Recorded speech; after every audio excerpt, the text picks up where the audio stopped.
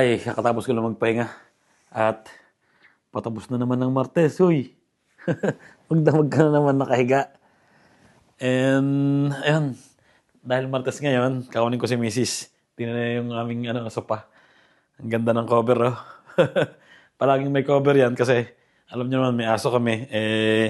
Yung balahibo niya minsan pag naglulugon, dumidikit dyan sa sopa. Ayan, oh. Ganda ng cover, bigay ng amo lang yan, di ba? Ayos na ayos yan. At nag-message na si Mrs. Kakakunin ko na siya sa trabaho niya. Dito sa malapit lang. Dahil sa ngayon, Martes, dito lang yun, yung trabaho niya. Sinusundo ko yun, Martes at Friday. So, kuha tayo ng jacket.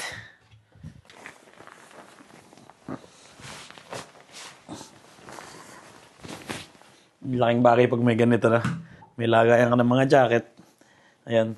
May mga sapatos kami dyan. Lagayan ng jacket. Tools. Ng mga yung mga screw. So, yan. Mga payong. Tapos dito yung namin. Mga grocery. Pagkain na andyan. Yan. Mga tinapay. Juice.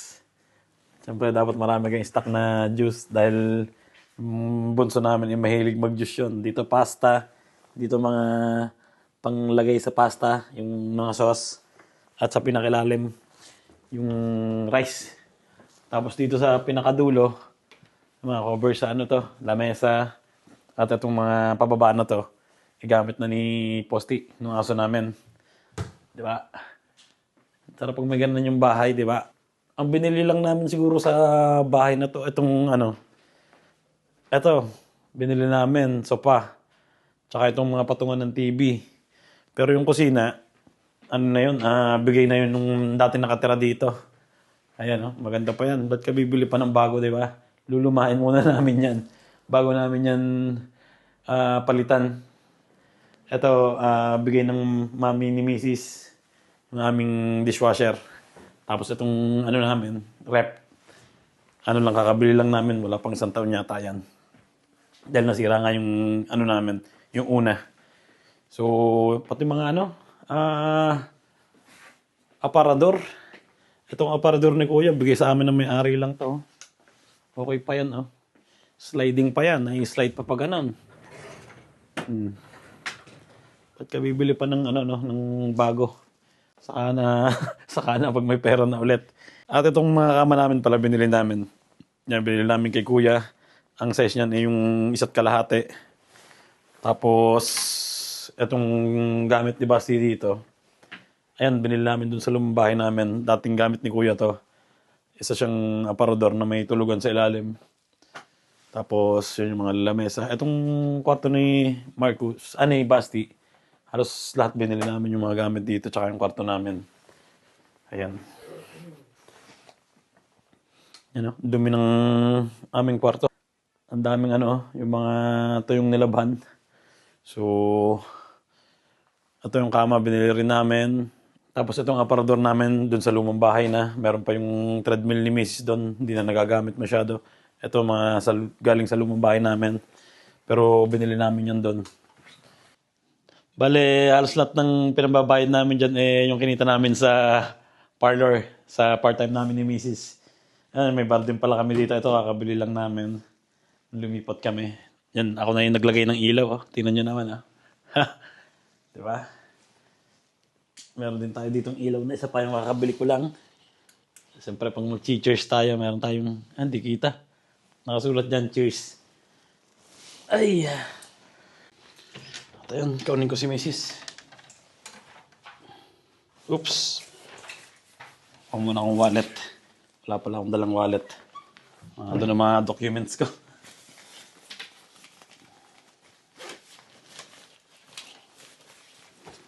Yan. Let's go. Mag-uumpisa na rin uminit ngayon. Hindi na masyadong malamig pag nag-motor. Hindi katulad dati. Talagang mag-yelo yung kamay mo. Kunting minuto pa lang.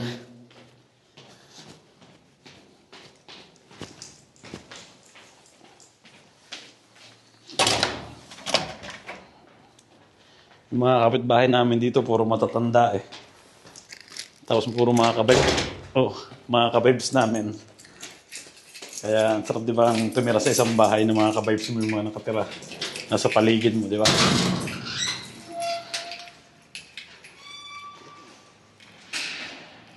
Mayroon din kami sariling garage. Pero hindi pa namin naaayos.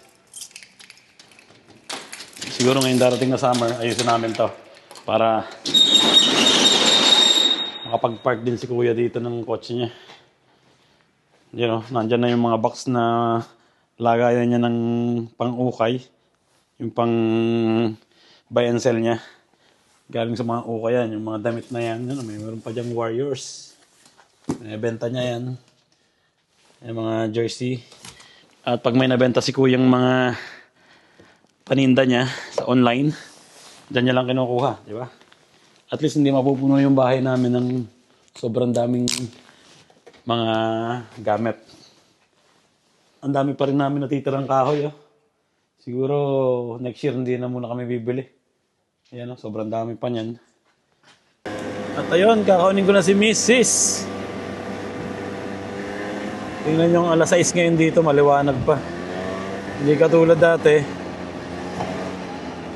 Hindi mo na makita halos ang kalsada.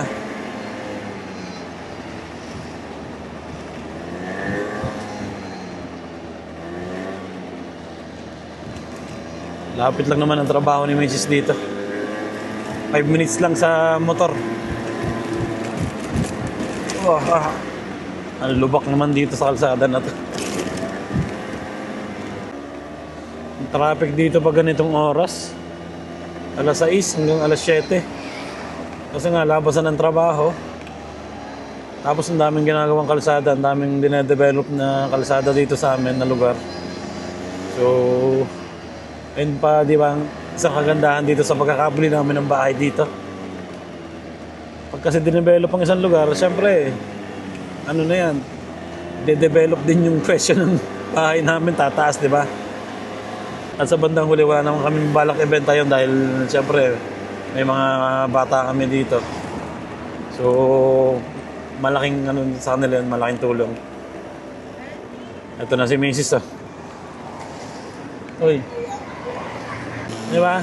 May magnanakaw kanina. May magnanakaw saan? Sa amo ko. Sa amo mo? Bakit? Buti naandun pa yung ano ni tatay ni Valentina. Ah? Nung lumabas yung tatay ni Valentina karunot na. Ah? Paalis. May gusto pumasok sa bahay ng amo ni Mrs. Ilang beses nagbabaser. Ganun yung mga magnanakaw dito. Ilang beses nagbabaser pag wala nagbubukas. Ibig sabihin, walang tao yung bahay, di ba? Tapos saka inaatake. Check, no? Ganun yung nangyari sa papa ni Mrs. eh.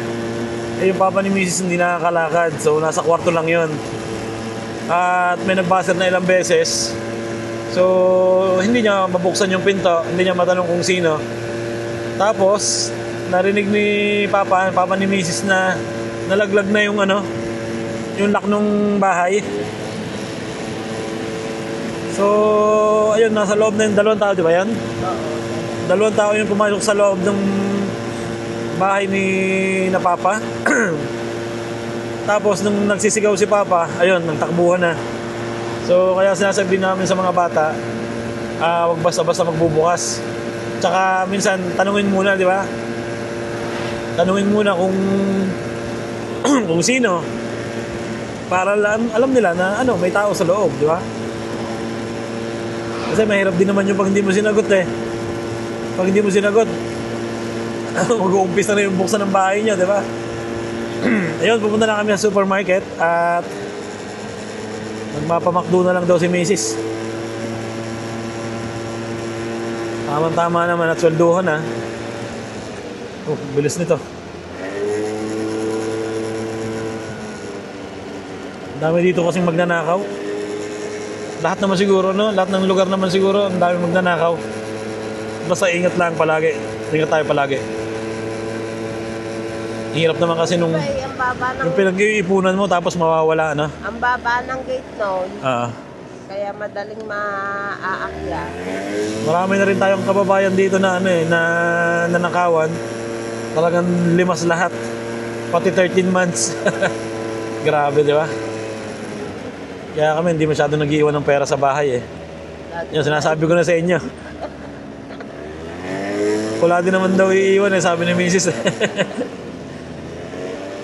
Ito yung kauna-unahang motor kong binili eh. Kakatapos ko lang bayaran, no? Talagang isang buwan na lang last na bayad ko. Sa linggo nawala, nanakaw doon sa parking namin. Ayun, kasi mahirap din pag bahay na pag yung pinili yung bahay dito walang garage. Kung di kayo mag-park sa labas, alam nyo naman sa panahon ngayon maraming ayaw magtrabaho, gusto na ng easy money, di ba? Ang iba naman gusto magtrabaho, wala talaga, di ba? Hindi naman din natin masisisi eh. Kaya ang susi na lang, ingat. Di ba? Dito na kami.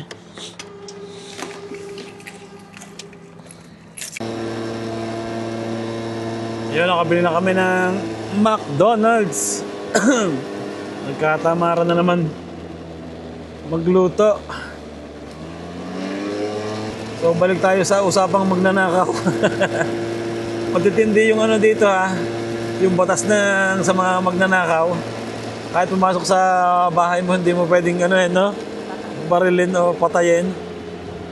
Makukulong ka dahil kasi ang daming dito ang dami ditong, teka lang, liligo lang tayo. Ang dami ditong ganong kaso na pinasok yung bahay, nanakawan, tapos minsan yung iba nabaril, yung iba napatay nung may-ari ng bahay. So ang nakulong pa yung may-ari ng bahay. Hindi katulad sa atin, pag pumasok ka ng ng bahay hahakbang ka pala ng lupa ng may lupa. Pwede ka ng trespassing na eh. Samantala dito hindi pwede. Ikaw ang makukulong. Kaya pinakamaganda na nga lang ayun, umiwas, di ba? Tumawag ng pulis yun, pwede. Ang problema paano pag may pag may baril na, may baril din yung magnanakaw. Di ikaw pa yung mauunahan, di ba? Ikaw pa yung unang mababaril. Grabe yung batas dito. Sa awa ng Diyos hindi pa naman nangyayari sa amin yung pinasok yung bahay namin ng magnanakaw. Yun lang ang pinakamatindi kong naranasan pa na nanakawan yung motor ko na hindi na namin nakita kung saan napapunta. Mahirap din naman kasing hanapin yung ganun di ba? Sa mo hanapin yung baka inabenta na. Isang beses na nakawan yung kapatid ko ng motor. Ayun, i-billnater namin. Tapos hinanap namin kung nasaan, hindi namin makita. Tapos mga isang linggo, tumawag yung pulis na nakita na daw yung motor ni kuya ko. Nakita namin, na lang yung bakal na lang. Wala nang natira puro bakal na lang pinaka na lang talaga, skeleton. Ano gagawin mo pa doon? Tatapo na rin yun, di ba? Pero dito sa